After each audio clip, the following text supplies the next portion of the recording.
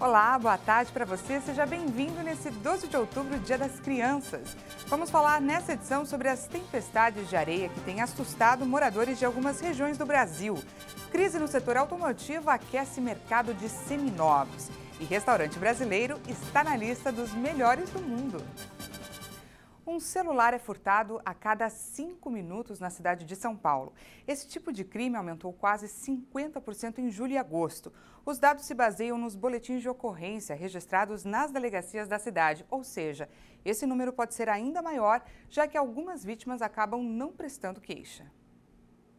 Essas imagens foram gravadas pela própria Polícia Militar. Durante um patrulhamento de rotina, os policiais recebem o chamado de um homem que teve o celular roubado. Pelo dispositivo de localização do aparelho, os policiais chegam até os criminosos. O celular recuperado é devolvido para o dono, que estava muito nervoso. Mas nem todos os casos acabam com um final feliz. Esse flagrante foi captado por uma câmera de segurança no centro de São Paulo. Uma mulher tem o celular tomado das mãos por um homem em uma bicicleta. Nos meses de julho e agosto, os casos de furtos de celulares dispararam em São Paulo. Nesses 2 meses, foram registrados 16.554 boletins de ocorrência de furto de celular na capital paulista. No mesmo período do ano passado, foram 11.291 registros, um aumento de 46%. Olha, e pela média dessas estatísticas, é possível dizer que a cada 5 minutos um celular é furtado em São Paulo. Mas essa situação pode ser ainda pior. Isso porque, sem esperanças de recuperar o aparelho, muitas pessoas acabam não registrando a ocorrência. A gente acredita que exista, sim, um número grande de subnotificação, quando a pessoa ela não tem interesse, de repente, em tentar solucionar e buscar o seu celular. Infelizmente, a gente sabe que, muitas vezes, o número ali anunciado pode ser bem maior do que a gente tem de registros de dados na Secretaria de Segurança Pública. A Caiane faz parte dessas estatísticas. Ela teve o celular furtado por um homem em uma bicicleta no caminho para o trabalho. A jornalista conta que havia comprado o aparelho há pouco tempo e ainda está pagando as parcelas. Em seguida, já tive que comprar outro, porque não tem como a gente ficar sem. Então, eu fiquei pagando 2 celulares. Sem contar que mudou a minha rotina, né? Porque depois disso, eu não quis mais ir a pé do meu trabalho para a estação. Então, comecei a ir de ônibus ou de Uber. Então, fica um trauma, assim, né? A gente fica realmente traumatizado. Os aplicativos de bancos e o Pix nos celulares têm despertado cada vez mais a cobiça dos criminosos, que usam os dispositivos para sacar dinheiro, realizar empréstimos e fazer compras. Mas os aparelhos furtados também são vendidos em um mercado paralelo. Se as pessoas não utilizarem o celular como um mini computador, que é o que todos nós utilizamos hoje, pela atual conjuntura da modernidade da vida, a gente utiliza o celular justamente em várias transações. Mas os criminosos, sabendo disso, eles se aproveitam e o utilizam com um valor muito grande, o celular, no mercado criminoso, justamente pela facilidade da prática de outros crimes, além do próprio valor do aparelho celular. Como neste caso, uma mulher identificou o celular dela que havia sido furtado, sendo vendido na internet. E fazendo-se passar por interessada no aparelho, ela marcou um encontro com o vendedor e avisou a polícia. O encontro aconteceu em uma estação de metrô. O homem que vendia o celular foi detido pelos policiais. Em seguida, o policial confirma que o aparelho que estava com o suspeito era o mesmo que havia sido furtado da mulher que fez a denúncia. Dicas que a gente pode falar é evitar não fale no celular em vias públicas, não fale no celular no seu automóvel. Muitas vezes, uma distração dentro do automóvel faz com que o criminoso ele quebre o vidro e roube o celular, ou se a janela está aberta. Tenha cuidado ao atender o celular, se dirija em algum estabelecimento comercial com monitoramento, com seguranças. Então, existe uma série de situações em que, infelizmente, nós estamos hoje tolhidos de nossa liberdade, porque não temos estrutura proporcionada pelo governo para que a gente esteja de uma forma segura, podendo viver tranquilamente. Moradores do interior de São Paulo e Minas Gerais registraram fortes tempestades de areia nos últimos dias. Esse é um fenômeno comum nessa época do ano, mas tem se intensificado por conta da seca extrema. Esta cena tem se repetido em cidades paulistas e mineiras, uma gigantesca nuvem de poeira alaranjada que engole a paisagem em poucos minutos. Esta ocorreu em Ilha Solteira, um município no interior do estado de São Paulo. As tempestades de areia são comuns nesta época do ano, mas o fenômeno foi intensificado pela seca extrema. A meteorologista Estael Cias, da agência Metsul, destaca que, de certa forma, esses ventos são comuns, mas não nessa dimensão como está sendo visto em 2021. Segundo a especialista, isso é resultado de um longo período de escassez de chuva. As rajadas de vento encontram o solo arenoso e jogam na atmosfera poluição, detritos e resíduos de queimadas. Esse tipo de tempestade, frequente em regiões desérticas, pode chegar a milhares de metros de altura, até 160 quilômetros de largura e durar várias horas. Parecendo o fim do mundo, gente. Olha isso aí. É muito terra. Deus me livre. O laboratório Pfizer apresentou o pedido formal ao governo dos Estados Unidos para o uso emergencial da vacina contra a Covid em crianças de 5 a 11 anos de idade. A expectativa é começar a aplicar doses nas próximas semanas, após um estudo dos dados pelas autoridades de saúde americanas. No fim de setembro, Pfizer e BioNTech, desenvolvedores do imunizante, começaram a enviar dados para a FDA, a agência que supervisiona os medicamentos nos Estados Unidos. Nos testes, mais de 2.000 crianças de 5 a 11 anos receberam 2 doses de 10 microgramas com 21 dias de intervalo entre ambas. As doses para pessoas a partir de 12 anos são de 30 microgramas. Muitas crianças foram infectadas pela variante Delta do coronavírus e imunizar a população mais jovem é considerado um fator-chave para manter as escolas abertas e acabar com a pandemia. Cerca de 28 milhões de crianças americanas de 5 a 11 anos vão poder ser vacinadas nos Estados Unidos caso a autorização seja emitida. Atualmente, o imunizante da Pfizer-BioNTech tem autorização definitiva de uso para pessoas com mais de 16 anos no país. O gigante tecnológico Google revelou um plano de investimento de $1 bilhão na África. A soma equivalente a 5,5 bilhões de reais pretende promover um acesso mais rápido à internet, além de apoio financeiro para empreendedores locais. O anúncio foi realizado pelo CEO da empresa americana, Sundar Pichai. Esse investimento vai apoiar a transformação digital do continente em 4 áreas. Em primeiro lugar, levar preços acessíveis para a internet e criar produtos para todos os usuários africanos. Em segundo lugar, vai ajudar as empresas em sua transformação digital. Terceiro, vai investir em empreendedores para estimular tecnologias de última geração. E quarto, apoiar organizações sem fins lucrativos que trabalham para melhorar vidas em toda a África. De acordo com o Banco Mundial, menos de 1/3 do total de 1 bilhão e 300 milhões de africanos está hoje conectado à internet de banda larga. Com quase metade da população menor de 18 anos, o continente é um mercado promissor. O investimento inclui a instalação do cabo submarino equiano para transportar a conexão de banda larga da África do Sul à Europa, passando pela Namíbia, pela ilha de Santa Helena e pela Nigéria. No Brasil, faltam insumos e mão de obra qualificada no setor automotivo. E o resultado disso são filas de espera de até 5 meses para a compra de alguns modelos de carro 0 quilômetro. Mas a situação tem aquecido o mercado de seminovos. O mercado de veículos usados está em alta. Com a chegada do final do ano e o relaxamento das medidas restritivas, muita gente vai querer trocar de carro para poder viajar. E as vendas devem aquecer ainda mais. Esse empresário que vende veículos usados diz que está ficando cada vez mais difícil repor o estoque. O grande problema, né, está sendo a loja conseguir comprar. Nós estamos com um pouco de dificuldade de comprar devido até à alta procura, né, por seminovos. A gente toda hora vende um carro, sai para comprar, para repor o estoque, né? A nossa busca está sempre em repor o estoque para poder atender a nossa clientela.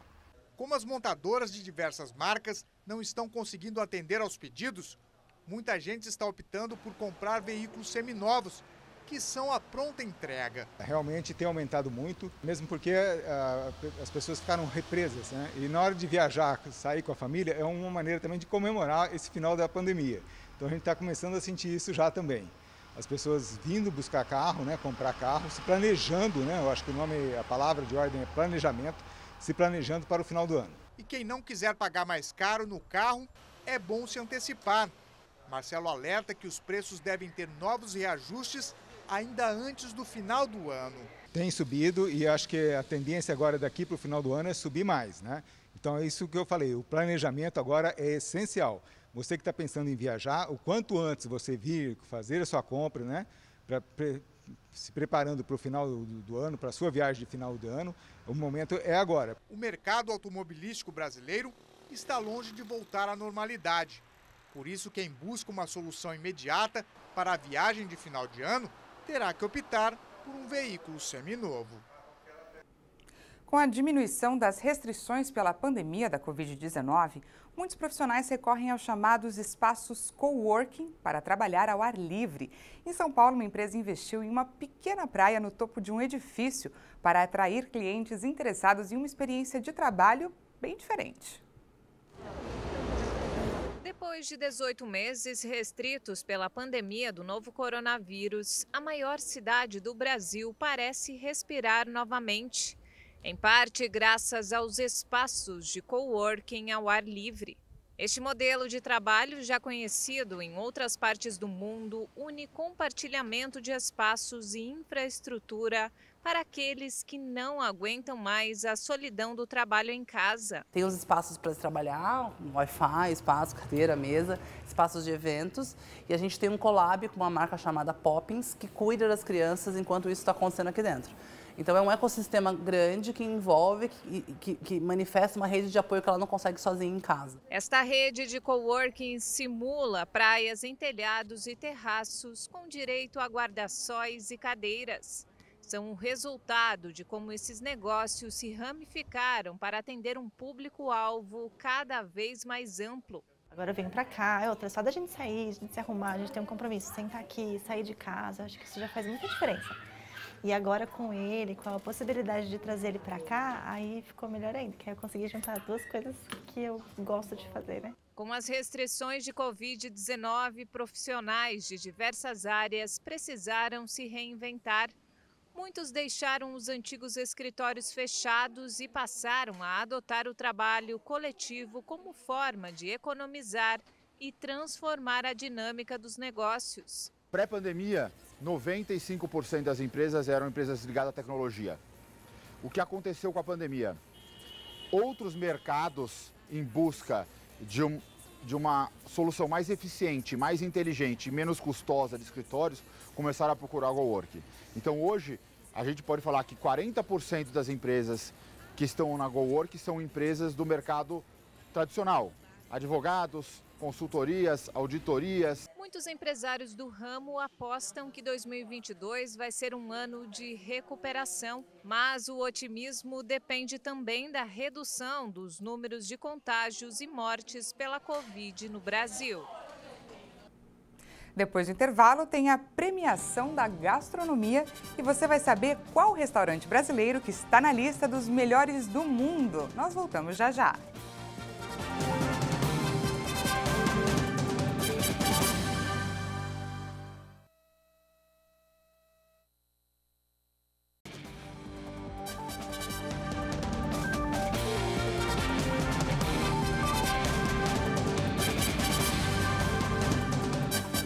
Estamos de volta e atenção motoristas! Novas regras prometem baratear os custos e simplificar a contratação de um seguro que poderá ser personalizado. Por exemplo, motoristas de aplicativos vão poder vincular o benefício a eles e não mais ao veículo, ou seja, qualquer automóvel que o segurado dirigir vai ficar coberto mesmo se for emprestado ou alugado. Vamos conferir mais detalhes na reportagem da Maria Clara Leite. Cenas como essas são registradas todos os dias.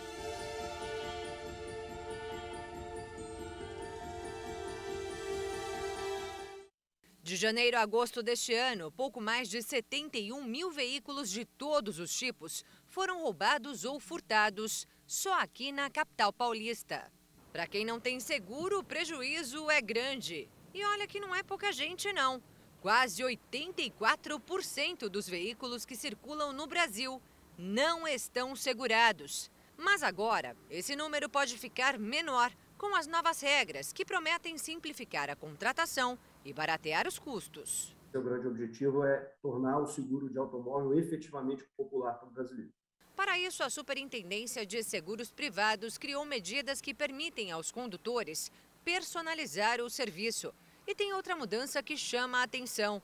Agora o seguro pode ser vinculado ao motorista e não só ao veículo. Ou seja, qualquer automóvel que o segurado dirigir fica coberto, seja ele emprestado ou até alugado. Cada vez mais comum, né, as atividades ligadas os motoristas de aplicativos, entregadores,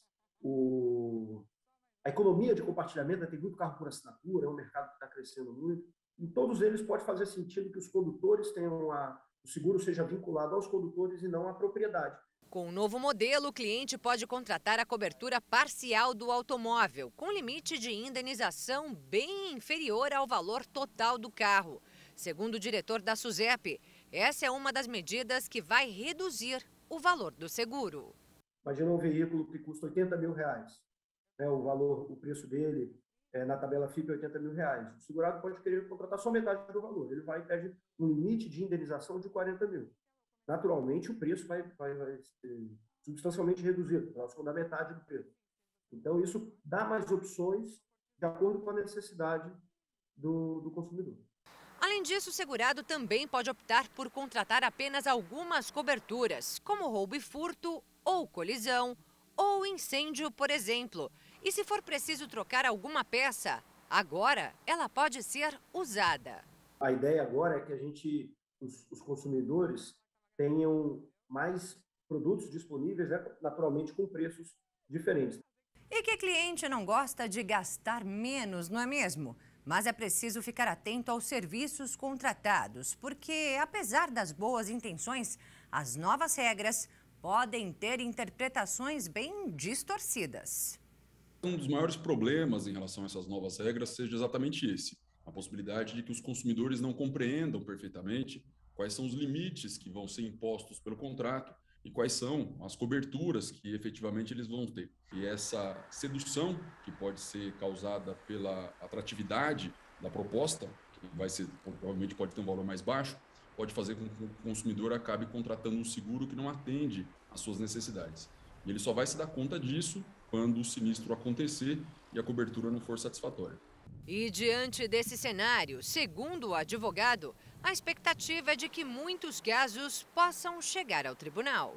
Porque sempre que há um conflito entre os interesses do consumidor e do fornecedor, nesse caso, do segurado e da seguradora, é necessário que haja intervenção do judiciário para poder estabelecer a interpretação da cláusula, os limites, a extensão que aquela cláusula tem, e, portanto, isso é bem provável que acabe gerando ações judiciais para que essa discussão ocorra.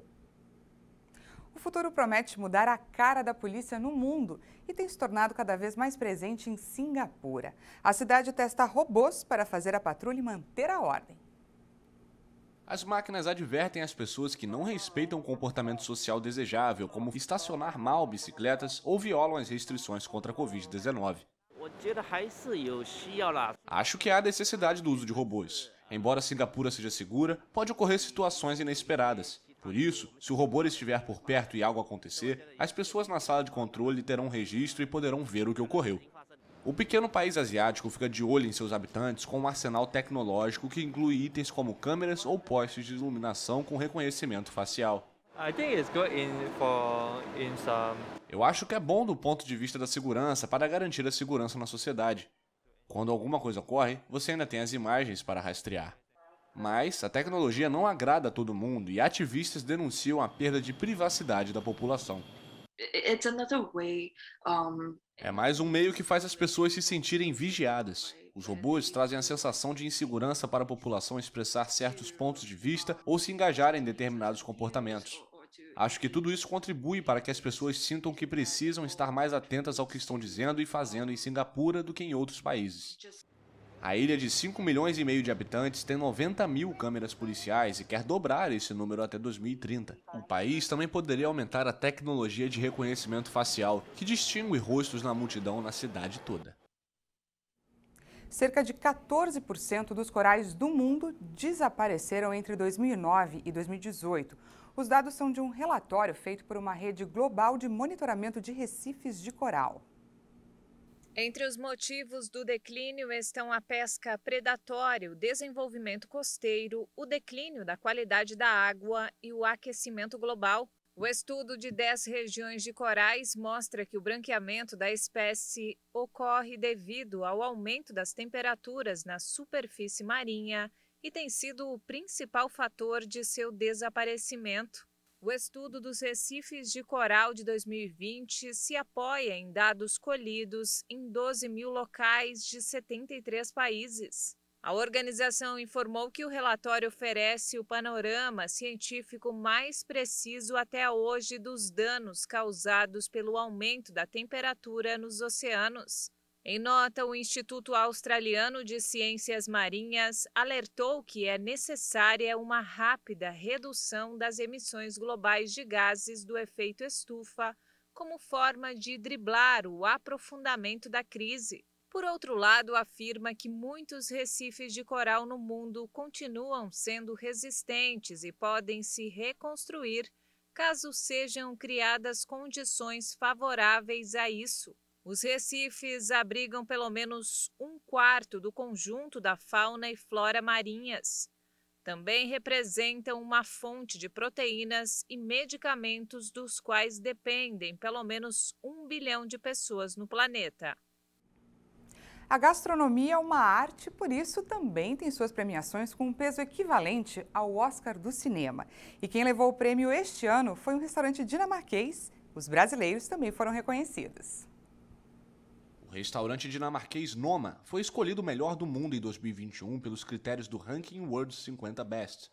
O brasileiro A Casa do Porco de São Paulo ficou em 17º na lista promovida pela revista britânica Restaurant. O prêmio reconhece a atenção impecável do chefe René Redzepi e da equipe do Noma em seu trabalho com produtos da estação cultivados localmente e à mesa de forma criativa e complexa. Com 2 estrelas Michelin, o Noma agora ocupa o topo do ranking no lugar do francês Mirazur. Na cerimônia de gala realizada na terça-feira na Antuérpia, Bélgica, a cozinha dinamarquesa ocupou um lugar de destaque na lista dos melhores de 2021. Além do Noma, outro restaurante de Copenhagen, o Geranium, ficou na 2ª posição. Em 2021, pelo 2º ano consecutivo, Asador Etxebarri, que fica na região do País Basco, foi eleito o 3º melhor do mundo. Junto com os Estados Unidos, a Espanha é o país com mais restaurantes entre os 50 primeiros. São 6 ao total, 4 deles no País Basco.